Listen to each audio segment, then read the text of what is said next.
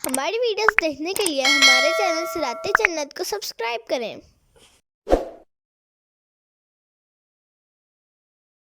هو الذي يريكم آياته وينزل لكم من السماء رزقا۔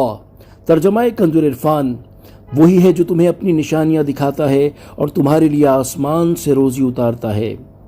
وما يتذكر الا من ينيب، اور نصیحت نہیں مانتا مگر وہی جو رجوع کرے۔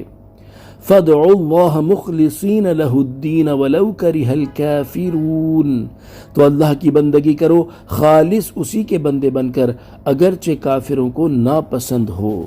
تفسیر صراط الجنان، اس سے پہلی آیات میں مشرکوں کا دردناک انجام بیان ہوا، اور اب یہاں وہ چیزیں بیان کی جا رہی ہیں جو اللہ تعالیٰ کی قدرت، حکمت اور وحدانیت پر دلالت کرتی ہیں۔ چنانچہ ان آیات کا خلاصہ یہ ہے کہ اے لوگوں، اللہ صرف وہی ہے جو تمہیں اپنی مصنوعات جیسے ہوا، بادل اور بجلی وغیرہ کے عجائبات دکھاتا ہے جو اس کی قدرت کے کمال پر دلالت کرتے ہیں، اور تمہارے لیے آسمان کی طرف سے بارش برساتا ہے جو کہ روزی ملنے کا سبب ہے، اور ان نشانیوں سے وہی نصیحت حاصل کرتا ہے اور نصیحت مانتا ہے جو تمام امور میں اللہ تعالیٰ کی طرف رجوع کرنے والا اور شرک سے تائب ہو، کیونکہ سرکش انسان نہ نصیحت حاصل کرتا ہے اور نہ ہی نصیحت قبول کرتا ہے۔ تو اے لوگوں، تم پر لازم ہے کہ شرک سے کنارہ کشی کر کے اور خالص اللہ تعالیٰ کے بندے بن کر صرف اللہ تعالیٰ کی عبادت کرو، اگرچہ کافروں کو یہ بات ناپسند ہو۔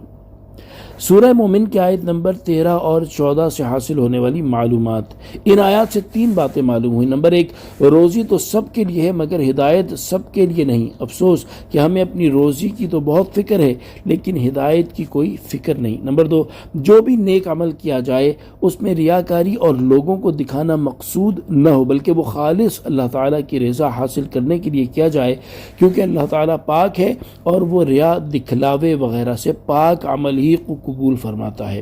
نمبر 3، آیت نمبر 14 میں صلح کلیت کا ذہن رکھنے والوں کے لیے عبرت ہے کہ اللہ تعالیٰ کے حکم پر عمل کرنے میں اللہ تعالیٰ کے نافرمانوں کی ناپسندیدگی کی کوئی پرواہ نہیں کی جائے گی۔ رفیع الدرجات ذو العرش، ترجمہ کنز العرفان، اللہ بلند درجات دینے والا عرش کا مالک ہے۔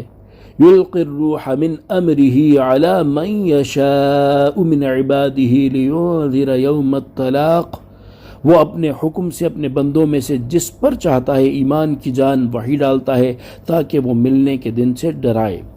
تفسیر صراط الجنان، یہاں سے اللہ تعالیٰ کی عظمت و جلال والی مزید صفات بیان کی جا رہی ہیں۔ چنانچہ اس آیت کا خلاصہ یہ ہے کہ جو اللہ تعالیٰ عز و جل تنہا معبود ہے، اس کی شان یہ ہے کہ وہ انبیاء کرام علیہم السلام، اولیاء اور علماء علیہم الرحمہ کو جنت میں بلند درجات دینے والا اور عرش جیسی عظیم چیز کا مالک ہے۔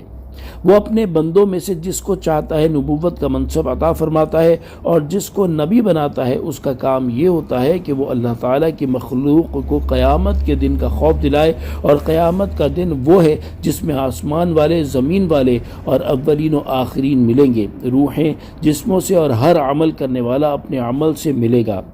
رفیع کا ایک معنی مرتفع بھی ہے، یعنی اللہ تعالیٰ خود بہت شان اور بلند درجے والا ہے کہ اللہ تعالیٰ اپنے جمال اور جلال کی تمام صفات میں اور اپنی وحدانیت کے اعتبار سے تمام موجودات میں ہر لحاظ سے بلند اور برتر ہے، اور وہ ہر چیز سے بے پرواہ ہے، اور ہم سب اس کے محتاج ہیں۔ صلو علی الحبیب صلی اللہ تعالی علی محمد صلی اللہ تعالی علیہ وآلہ وسلم۔